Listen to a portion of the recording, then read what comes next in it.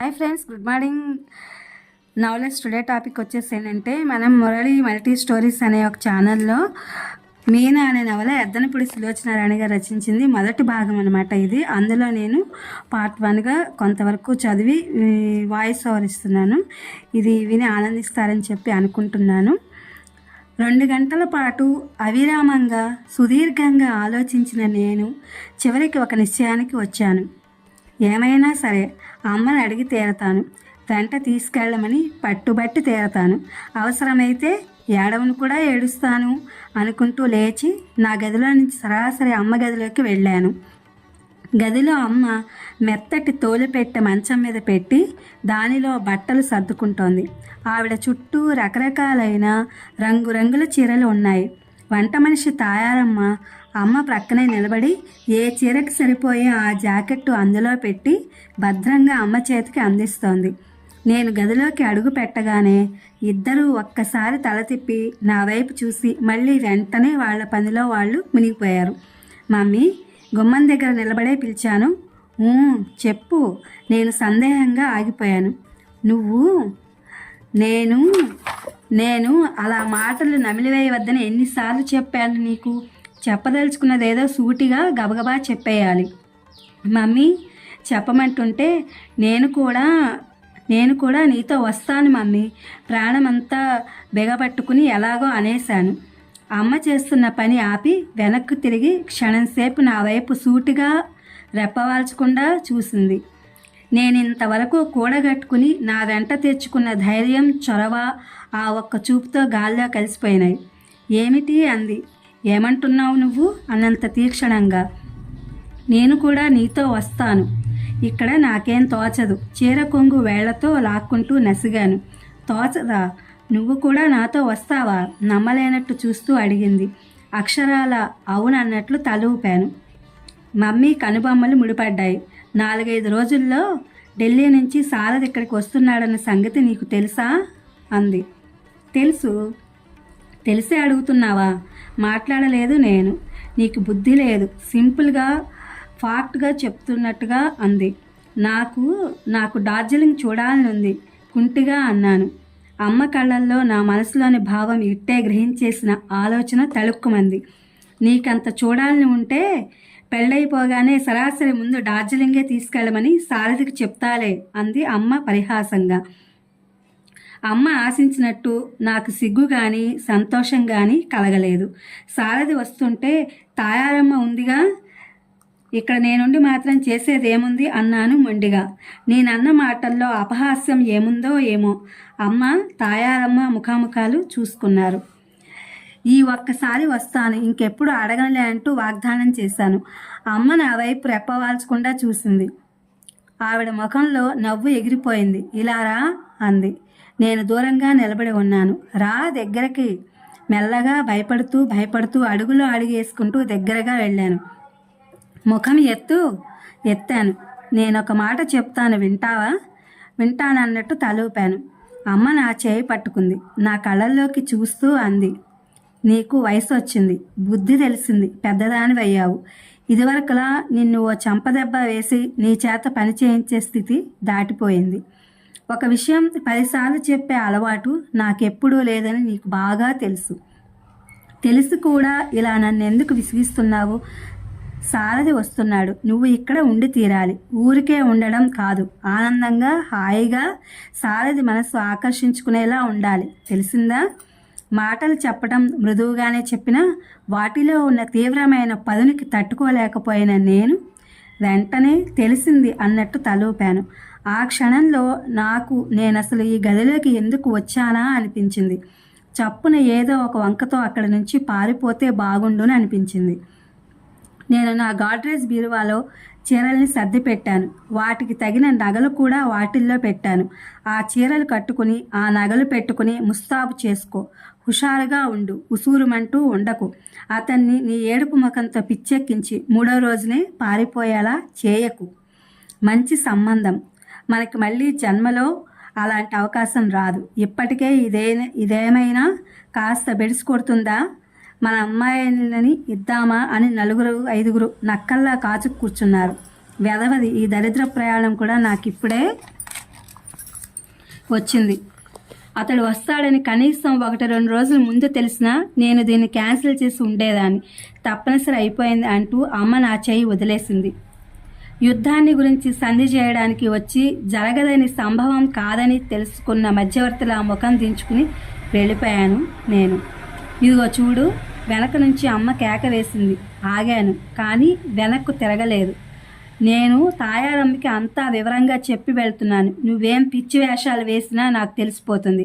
ఈ విషయంలో మాత్రం కాస్త అస్తవ్యస్తంగా జరిగినా క్షమించను నేను. ఇది నీ భవిష్యత్తుకు సంబంధించింది. ముందు ఒక రోజున అమ్మ ఎందుకింత గట్టిగా పట్టుబట్టిందో నీకే తెలుస్తుంది. ప్రయత్నం నాది, ఫలితం నీది అన్న సంగతి మర్చిపోకు.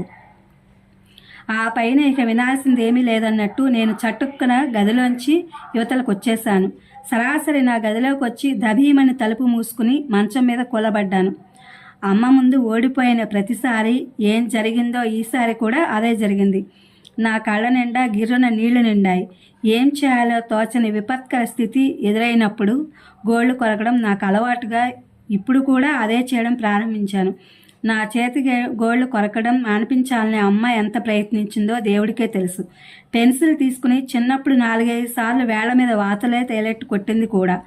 అయినా సరే అలవాటు నాకు పోలేదు. నాకు తెలియకుండానే నేను చిటికన వేలు గోరునో చూపుడు వేలు గోరునో నోట్లో పెట్టుకుని గంటలు కూర్చోవడం బాగా అభ్యాసం అయిపోయింది. నలుగురిలో కూర్చోవలసి వచ్చినప్పుడు కానీ, ఒక్కదాన్ని కూర్చున్నప్పుడు కానీ ఈ అలవాటు నాకు తోడుగా హాయిగా అనిపిస్తుంది. గదిలో మంచం మీద నిస్సహాయంగా ఆశాభంగంతో కూర్చుని ఉన్న నాకు అమ్మ మీద చెప్పలేని ఆగ్రహంగా ఉంది. అది పేదవాడి కోపం, బలవంతుడి ముందు ఏం చేయలేని బలహీనుడి అసమర్థత, అదుకుడి ముందు ఏమీ అనలేక చాటున ఈసడించుకుని కసి తీర్చుకున్న అల్పుల తక్కువ భావం. మా అమ్మ ఇప్పుడే కాదు, నేను పుట్టిన ఈ 22 సంవత్సరాల్లోనూ నేను కోరినది జరిపించలేదు, అడిగినది ఇవ్వలేదు. అలా చేస్తే అతిగారాభం అయిపోయి అసలే మొండిదాన్ని అయిన నేను ఇంకా రణపెంకిగా తయారవుతానేమోనని ఆవిడ భయం. తానసలు ఇంత జగమండిగా అవడానికి కారణం అమ్మేనని నాన్న ఎప్పుడూ అంటూనే ఉంటారు. రాను రాను నాకు వయసు పెరిగి నేను పెద్దదాన్ని అయిన కొద్దీ అమ్మ చెప్పింది నేను కాదనడం, నేను చెప్పింది అమ్మ ఖండించడం బాగా అలవాటైపోయింది. మా ఇద్దరి మధ్య సృష్టికంతా అత్యంత మధురమైన తల్లి కూతుళ్ల బాంధవ్యం లేనే లేదు. ఎన్నో స్వతంత్ర భావాలు కల అమ్మ బయట ప్రపంచంలో ఎంతో సరళ హృదయరాలు అనిపించుకునే అమ్మ తనకి ఏకైక సంతానమైన నా విషయంలో ఇలా నియంతగా ఎందుకు ప్రవర్తిస్తుందో నాకు అర్థం కానే కాదు. మా అమ్మ లాంటి వ్యక్తికి కూతురుగా పుట్టడం చాలా అదృష్టం అని నా సాటి వాళ్ళంతా ఏకగ్రీవంగా అంటూ ఉంటే నాకది దూరపు కొండల నునుపు అనే సామెతగా కనిపిస్తుంది. ఎన్ని సంవత్సరాలు గడిచినా, నేనెంత పెద్దగా పెరిగినా అమ్మకు నేను ఒక వయసుకు వచ్చిన వ్యక్తిగా, కొన్ని భావాలున్న మనిషిగా, నావి అన్న ఆలోచనలు అమలుపరుచుకునే తహతహ నాకున్నట్లుగా ఆవిడ గుర్తించదు. ఇప్పటికీ నాకేం తెలియదని, నేనొక వెర్రిబాగులు దాన్నని అమ్మ ఉద్దేశం. ఆ ఉద్దేశం మార్చడానికి, ఖండించడానికి సమయం దొరికినప్పుడల్లా నేను స్పష్టంగా ఇలా చెప్తూనే ఉన్నా ఆవిడ నమ్మకపోగా ఇంకా తన అభిప్రాయాన్ని బలపరుచుకోసాగింది. దీనికి కారణం అమ్మ నన్ను ఏదేదో చేయాలని, ఎంతో గొప్ప వ్యక్తిగా మలచి ఫలానా వారి అమ్మాయి అని గుర్తించబడేలా చేయాలని ప్రయత్నించి ఆశాభంగం పొందడమేనేమో. ఆ ఆశాభంగాలు ఒకటి కాదు, అనేకం ఉన్నాయి. వాటిల్లో మొట్టమొదటిది నన్ను డాన్సర్ చేయాలని ఆవిడ అనుకోవడం. అది నాకు వంట పట్టకపోవడం. నాకు 10-12 సంవత్సరాల వయసు ఉన్నప్పుడు అమ్మ ఒక రోజున మధ్యాహ్నం వేళ మీనా ఇలా రా అమ్మ అంటూ పిలిచి అమ్మకి ఎదురుగా అతి వినయంగా కూర్చుని ఉన్న ఒక వ్యక్తికి మా అమ్మాయి అండి అంటూ పరిచయం చేసింది. ఆయన్ని చూపిస్తూ నాకు వీరు డ్యాన్స్ మాస్టర్ గారు, రేపటి నుంచి నీకు డ్యాన్స్ నేర్పుతారు అంది. వచ్చిన ఆయన్ని నేను తీక్షణంగా చూశాను. గిరజాల జుట్టు, దిష్టిబొమ్మ కోసం కర్రపుల్లకి తగిలించినట్టు వదులుగా వేలాడే పైజమా లాల్చి, ముఖంలోంచి ముందుకు పొడుచుకొచ్చినట్లుగా పొడుగ్గా బలంగా ఉన్న ముక్కు, ఆడవాళ్ల కులికే శరీరం, ఇలా ఉన్న ఆ నాట్యాచార్యుని చూడగానే నాకు ఆపుకోలేనంత నవ్వొచ్చింది. ఆయన నాకు డ్యాన్స్ నేర్పించడం ప్రారంభించాడు. ఆ జులపాల జుట్టేసుకుని ఆయన తటిత తాం ధీం అని ఎగురుతుంటే నేను నవ్వు ఆపుకోలేక చచ్చిపోయేదాన్ని. అంతెత్తు మగాడు అలా కుప్పిగంతులు వేస్తున్నట్టు ఎగురుతుంటే నాకేమిటో మహా హాస్యంగా ఉండేది. ఆయన నా దగ్గరకు వచ్చినారని అలా కుప్పిగంతులు వేస్తున్నట్టు ఎగురుతుంటే అలా కుప్పిగంతులు వేస్తున్నట్టు ఎగురుతుంటే నాకేమిటో మహా అసహ్యంగా ఉండేది. ఆయన నా దగ్గరకు వచ్చి నా 2 చేతులు పట్టుకుని అలా ఇలా అని చూపిస్తుంటే నేను అభినయం మాని ముక్కు మూసుకునేదాన్ని. ఏమిటి అది అని అడిగితే నేను ముఖం వికృతంగా పెట్టి అబ్బా చెమట కంపు అనేదాన్ని. ఇది వినగానే మా అమ్మ నా 2 చెవులు గట్టిగా మెలిపెట్టి పెద్దవాళ్ళని అలా అనవచ్చునా, అందులో గురువుగారిని అంటూ పెద్దవాళ్ల ముందు ఎలా ప్రవర్తించాలో గంట లెక్చర్ ఇచ్చింది. నేను నాకు ఇష్టం లేని అమ్మ మాటల్లానే అవి ఆ చెవిలో నుంచి విని ఈ చెవిలో నుంచి వదిలేశాను. నాట్యాచార్యుల వారు మొదటి జీతం అందుకుని జేబులో వేసుకోగానే అమ్మకు సవినయంగా 2 చేతులు జోడించి నమస్కరించి సెలవు తీసుకుంటూ, అమ్మ మీ అమ్మాయికి నాట్యం నేర్పించడం నా వల్ల కాదు, ఇంకెవరి వల్లనైనా అవుతుందని కూడా నేను అనుకోను.